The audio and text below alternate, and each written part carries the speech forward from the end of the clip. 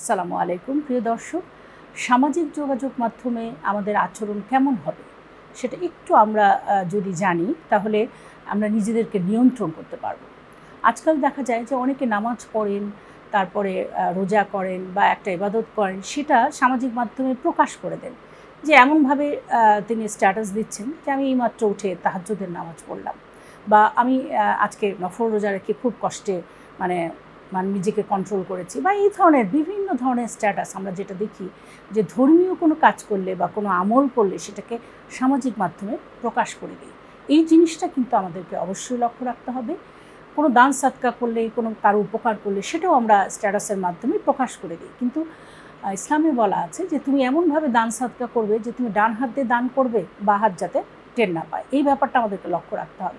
হ্যাঁ, কিছু কিছু ক্ষেত্রে আপনি যদি কিছু ভালো জনকল্যাণমূলক কাজ করেন, নিজে করেন, এবং সেটা যদি প্রকাশ করার পরে আরও কেউ এই কাজে সম্পৃক্ত হয়, সেক্ষেত্রে আপনি সেটা প্রকাশ করতে পারেন। সেটা প্রকাশ করলে উল্টো আরও ভালো ফল পাবে। কিন্তু আরেকটা বিষয় লক্ষ্য রাখতে হবে যে আমরা মনে করি যে এগুলো কোনো গুনাই না। যেমন আমরা সামাজিক মাধ্যমে যে কোনো একটা জায়গায় যে কমেন্ট করছি, খারাপ কমেন্ট করছি, বা হা হা রিয়াক্ট দিচ্ছি, বা একটা বাজে রিয়াকশন দিচ্ছি, তো এগুলো কিন্তু আসলে অ্যাকচুয়ালি মানুষকে মানে উত্ত্যক্ত করা হয়। সে কিন্তু খুব মনে কষ্ট পেয়ে যায়।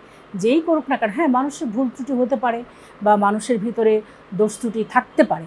তো সেক্ষেত্রে আমরা যদি এই সামাজিক যোগাযোগের মাধ্যমে আমরা যদি এগুলো ব্যাপকভাবে প্রচার করে দিই, এবং ওইটাতে যখন আরও লোকজন লাইক দিচ্ছে, অর্থাৎ আপনি একটা খারাপ মন্তব্য করেছেন, সেক্ষেত্রে বা তার গীবত করে ফেললেন, আবার দেখা যাবে সেটাতে আরও অসংখ্য লোক লাইক দিয়ে দিল, তার মানে তারাও কিন্তু গীবত করে দিল, এবং তাদের ওই গুনার দায়ভারও কিন্তু আপনার উপরে এসে পড়লো। এটা কিন্তু একটা মারাত্মক ব্যাপার। সোশ্যাল মিডিয়া যেভাবে স্প্রেড করে যায়, মানে খুব দ্রুত কিন্তু এটা ছড়িয়ে পড়ে। তো সোশ্যাল মিডিয়ায় কমেন্ট করতে গেলে অবশ্যই আপনাকে এই জিনিসটা লক্ষ্য রাখতে হবে। আবার দেখেন, ভালো কমেন্ট করলে আলহামদুলিল্লাহ, একটা ভালো কাজ করেছে, এইটাও কিন্তু অনেকে লাইক দিবে, বা এই কমেন্টটাও কিন্তু অনেকে পড়বে। সেক্ষেত্রে কিন্তু আপনার ওই যে আলহামদুলিল্লাহ বললে যে একটা দান সৎকার সব পাওয়া যায়, আপনি কিন্তু এটা পেয়ে গেলেন, বা সুবহান আল্লাহ আপনি বললেন। এই ক্ষেত্রে আপনাদেরকে সতর্ক থাকতে হবে। খারাপ যদি লেগেও থাকে, আপনি কোনো কমেন্ট করবেন না, এটা করাটা ঠিক হবে না। বা যেহেতু সোশ্যাল মিডিয়াটা ওপেন, সেহেতু ওখানে যদি আপনি কোনো মন্তব্য করেন, সেটা সবাই দেখছে, সেটা আসলে ইসলামে নিষেধ।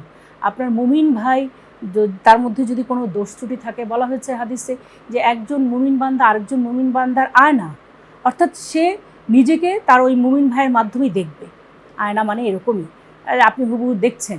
তো আয়নার মধ্যে আপনি যেমন খুদ দেখতে পান, আপনার খুদটা দেখতে পান, ঠিক একইভাবে ওই মুমিন আপনাকে কিন্তু ওই খুদটা ধরিয়ে দিবে যে না, তোমার ভিতরে এই দোষটা আছে। সেটা সরাসরি দিতে হবে। এটা আপনি ইনবক্সে দিতে পারেন যে আপনি এই কাজটা বললেন বা এই কথাটা বলেছেন, এটা ঠিক না বাকি, কিন্তু আপনি প্রকাশ্যে ফেসবুকে কখনো এভাবে কমেন্ট করবেন না। এই জন্য আমরা যারা সতর্ক থাকতে চাই, আমরা যারা ভালো ইমানদার মুসলমান, অবশ্যই আমরা এই ব্যাপারটা লক্ষ্য রাখবো। সবাই ভালো থাকুন, সুস্থ থাকুন। আল্লাহ হাফেজ।